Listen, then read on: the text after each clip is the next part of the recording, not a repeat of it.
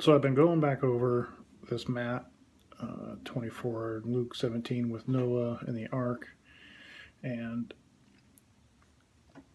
I've taken it a step further with the information that was given to me. And so I had a problem, and I'm still seeing a problem in Matthew, which unfortunately is not as ambiguous as Luke. Luke, referring to the flood came and destroyed them all. And then Luke goes on to say, in Sodom and Gomorrah, fire came down from heaven and they were all destroyed. So it's very clear. In Matthew, it's not so clear. And they're using the same words in the style that Matthew's writes in. It's a little more confusing about exactly what he's talking about. Uh, Bart Ehrman and Peter Brown contend that the word being used means to lift, and the lift are the people. And I looked at that a lot closer, and in all honesty, I think it could be either or. There's nothing that really points to, like in Luke, that the flood came and killed the people, took them away. There's nothing that's saying that outright. So I think it could be at a point where it's 50-50. They could be in Matthew 24:37. For the coming of the Son of Man will just like, do like the days of Noah. For as in those days before the flood, they were eating, drinking, marrying, giving in marriage, until the day that Noah entered the ark. So they're telling a story, and all of a sudden they go to Noah entered the ark. And they did not understand, because we know Noah understood what was going on. He knew that a flood was coming and he needed to build this ark. But the people had no idea.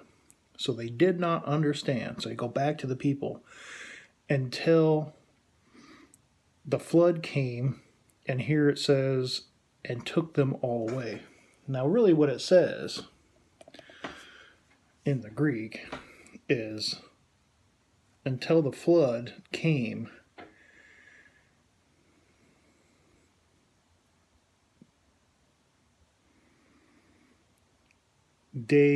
Noah entered the ark, and they did not know until the flood, the cataclysmos. And here it says, and lifted them all. It doesn't say anything about taking away. That's not how Aaron is used. It just says flood and lifted them all. Or lifted all, basically. And lifted all. So that's what it says. It doesn't say it took them away. It doesn't say it moved anything. It just said lifted them. The only reason I contend, or what I see the problem here is with this word, and what Bart Ehrman and Peter Brown are saying is something is being lifted up off the ground. The mechanism is water. The only reason I believe it could be more the ark. They did not understand until the flood came and took them, lifted them, is because of Genesis. It describes the ark, but here they put an ep on top of it, which means on. So in Genesis, what's being described as the flood's coming, it's filling up, and it's lifting up the ark. The water is lifting up the ark and carrying it off. Okay. Here in Matthew, they're using the same exact word without the ep. So it's not upon. It's just the water came and lifted them. That could be the people, which is what Bart Ehrman contends, or it could be the ark. And the only reason I can't let this go is because of the way it's written in Genesis. It's written in a way that defines, it actually talks about the ark being lifted up on top of the water. Here it's just being lifted up. So I think it could be a 50-50 thing here. I don't think, just like the rest of the Bible, you can't just say, oh, well, it says it in Luke, so it says it here. You never want to do that with anything at all, ever. Don't ever take for granted anything that says, well, if it says it over here, it says it over there. If they use this word in this way, that's how it's used all the rest of it. So I think that's a very, very big problem. It could be true, but you can't just assume anything. You never want to assume anything in the Bible. You just want to read it and try to understand it as best as you can, like I'm trying to here. So I think it's possible that in Matthew 24, 39, and they did not understand until the flood came, talking about the people that were about ready to die, and took them all away, as it's written in our modern Bibles. But actually, it's until the flood came and lifted all. It could be talking about the people. It could be talking about Noah and the ark. And that lifting, like in Genesis 7, it could be talking about the ark being lifted. Mostly when people die, like I've done drown proofing before, you don't start floating. When you drown, you basically are buoyant or you start sinking. The only time you start to become buoyant is when gases in your body start creating basically something that buoys you up. And that usually happens when in warmer water. So when it's cold, throw a body in the river, it's going to stay there. When it starts to get warm, this gas starts to happen. It's like taking something out of the refrigerator, and that's when the bodies float up. So it's not described in any way of the water doing anything to anybody, any animal, any human being in Genesis. It's not described. The only thing that's described is the ark being lifted up and taken away. That's it. Here, it could be the people. I think it could also be the ark that they're talking about here. Now, when you continue to go into chapter 40, to finish with 39, he says, and they did not understand until the flood came and took them all away. So will be the coming of the Son of Man be. Now, verse 40, then there will be two men in the field. One will be taken and one will be left. Now, I still contend that parlambantanai in Matthew 24 is lima is parlambano, which means beside gotten. So when they use it in terms of you have received the good news, you have received the Gospels. We gave it to you, and you took it here, and you took it. Here, it's kind of the same thing, but it's more describing the person will be received. Okay, that individual will be received. This is basically a summary towards the end of what's happening, because Jesus already said when this is going to happen, I'm not sure. But he's warning people to stay alert. He's telling people, look, you need to be vigilant, and you need to be looking for what? The desolating sacrilege, the abomination of desolation in Daniel. We know in Luke, he describes it as the Roman army. So in Noah's time, God told Noah to build the ark. In Lot's time, angels came, told Lot, you need to get your stuff and you need to get out. I can't destroy this place while you're here. So there's two references Jesus is making when telling the story. And this is basically a summary. When in Noah's time, everything was good. Then the flood came and they all died, according to Luke. Then he moves on. In Lot's time, everything was fine. Then fire and brimstone came, and they all died. Just like what's going to happen here in Jerusalem. Everything was fine. Then the Roman army came, as it turned out to be, and the city was destroyed. Not everybody died in this case. So in Noah's time, God told him, we have the angels and for Lot. Now for here, we have Jesus himself having people convey the message.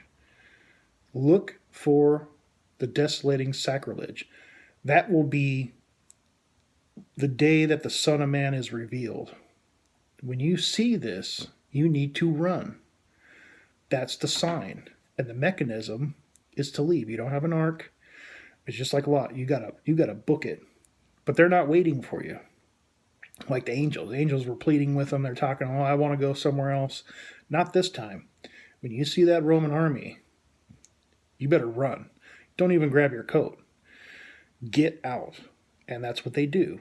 They left the city, the ones that knew better. But the other ones did not, like in Noah time, going back to Matthew, they did not understand until the flood came and took them away.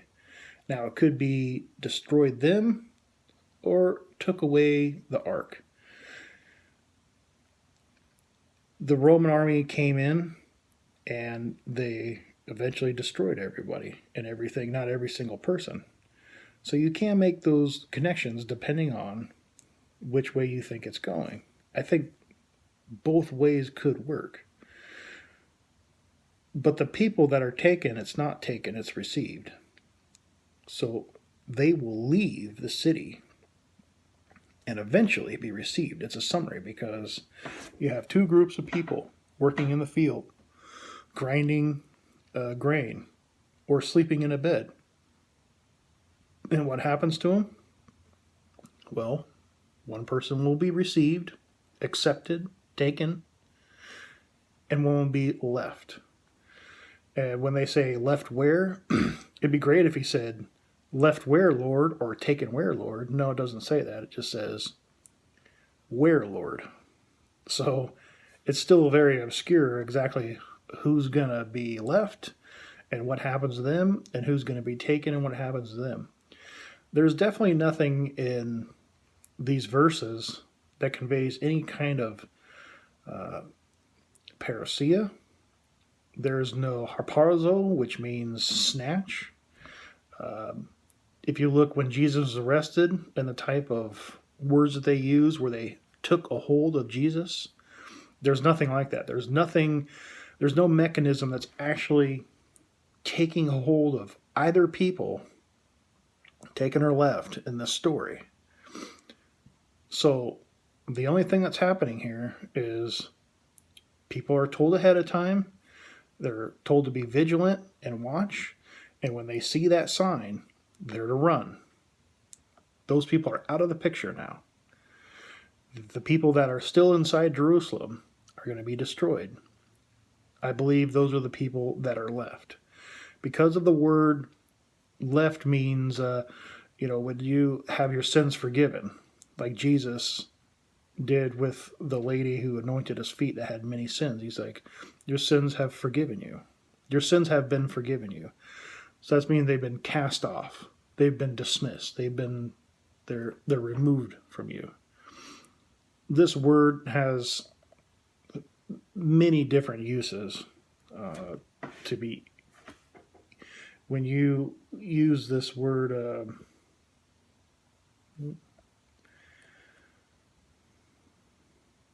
and in Luke it's aphiemi.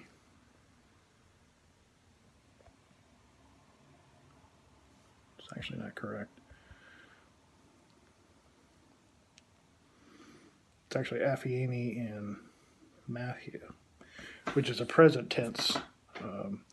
So aphiemi can be used for lots of different words, but here it seems that it's more or less being used for something that's saying they're left. They're deserted there. They're rejected almost. So one is taken, one is brought to, and the other one is left, pushed away. Okay? And that's the only reason why I came to this conclusion, because the words kind of have more of that meaning. So when you tie everything in together, they did not understand until the flood came and took them all, or lifted them all. So will be the coming of the Son of Man. There will be two men in one field. One will be taken, and one will be left. One will be grinding at the mill. One will be taken, and one will be left. Just like Noah, because at this point, there's no separation. Who's going to be saved from this disaster, and who's not? Well, the people that see the sign, the people that run away, they're the ones that are saved. So you could For the people that disagree, you can this is kind of one of those great verses where you can actually come together and say, you know what, it's probably 50-50. You could be right and I could be right based on what it says. Are you team taken or are you team left? A lot of these people will say that this is judgment coming upon people and the judgment will take them. That's not correct at all, because it's just not saying that. It's not. It's a nice secondary thought. Yes, it is true, but that's not what's being said here. What's being said here is Jerusalem's going to be destroyed, just like it was in Noah and just like it was in the time of Lot. Okay, it's going to be destroyed. Everything was fine. The Roman army came, or the Roman army will come, and will destroy the place. Okay, you know ahead of time. Now that the people that have been told, know ahead of time that this place is going to be destroyed. When you see the abomination of desolation, you run away, you get out of the city, and you don't go back in. And out of these groups of people, it's a summary. There'll be two people. There'll be two kinds of people. One will be killed, and one will live. And then we have this very cryptic in Luke 17 towards the end. It says, they say, "Where, Lord?" And then Jesus says, "Where the bodies are, there the vultures will be, where the birds will be." They'll be eating their flesh, they'll be eating their corpse. But we know that the people that left will be saved. They don't have an ark, but they have their own 2 feet, and they have the ability to ascertain the situation that's unfolding in front of them. And then they remember, oh, that's the abomination of desolation. What was I supposed to do again? Oh yeah, run. Let me go get my coat. Oh wait, I'm not supposed to do that either. It's all here. If you take, it's only in Matthew and Luke, but if you put them side by side and read them, I think you'll come to the same conclusion. And these Greek words and the way they're used are vastly different. And I'm not surprised, because these modern languages and churches, they love to just manipulate people and change the stories around. They do it so many times, it's insane. You can say take them, but nothing is taking anyone anywhere. They are running out on their own when they see the sign. So no one's touching them. What's being done here is they will be received. They will be beside gotten. They will. Christ will come, and if it's actually Christ in the end, during his parousia, which could be at night. I think this also is saying these events happen, let's say in the morning. You're out in the field, it happens. Someone who knows better sees the abomination of desolation. They run out, they get past the lines, and they start running towards the hill, like it says. And then in Luke, it talks about there'll be 2 people in bed. So that's what I think is actually that night. I think what Luke 17:34, and don't quote me on this, but I think it's more or less saying, I tell you, because it's saying during the day this will happen, but then on that night, basically they ran out of the city. Maybe they grabbed their brother or their brother-in-law and said, "Hey, we got to go. We got to run. What are you talking about? Just run. We got to get out of here. We're all going to die." And he just comes along. So you have 2 of these people that were in the field, let's just say, but the other one's not a believer. The other one was just next to a believer who said, "Hey, we got to run." And then the Roman army came. But here it says 2 will be in one bed. One will be taken, the other left. And again, they're kind of giving this wrap up. They're saying you got 2 groups of people in the time of Jerusalem, in the time of the Son, during the time of the Son of Man. One will be received, and one will be left. And that's basically what's happening here. So there's a lot of information in here being thrown at you, and there's references, and it is quite vague, especially when you get into Matthew. He doesn't have the Sodom and Gomorrah part, and you get into it, it's termed a little differently. And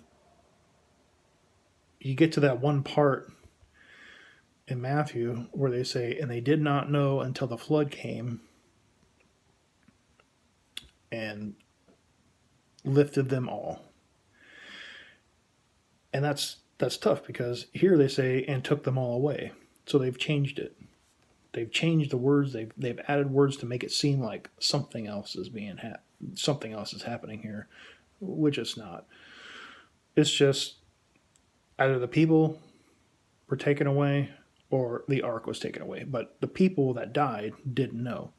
Just like the people that would probably die inside Jerusalem, they didn't know what was going on either. They had no idea because the Roman army apparently just came out of nowhere. They surrounded the city and they started their siege.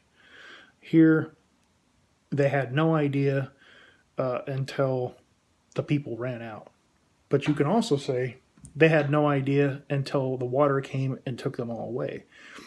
The people that are inside Jerusalem, you can also say they had no idea what was going on either until the Roman army came and started killing people. I don't think that would change 40 and 41 because at 40 and 41 in Matthew 24, he's basically just saying, look, there's two groups of people. People grinding, people working in the field, people sleeping, no different. But one will be saved, one will be accepted, one will be received, and the other one will not. The other one will be left cast off. And that's what's going on here. And I think in 40 and 41 in Matthew, this taken is actually received, and it pushes it just like, in chapter 39. This little bit of information, when you look at everything, it's kind of a 50-50 thing. But the only reason I take these sides and look at the way is because of the language and because of the narratives that's being described in these chapters and in the Old Testament. You have the ark is being lifted up. It's the same word without the ep. And here, when you have taken is really received and the other one is left, it pushes it more towards that way. But again, we don't really know for sure. And I think the most important thing is that it happened 2,000 years ago. So it really doesn't bear any weight in how we make our decisions these days, or it's not anything that's going to be happening in the future. All of this has been taking place in the past, so not a big deal. But based on the Greek, based on the way it's termed, this is my conclusion after getting all the rest of the information. So I hope you enjoy this, and if you have any questions, just leave some comments.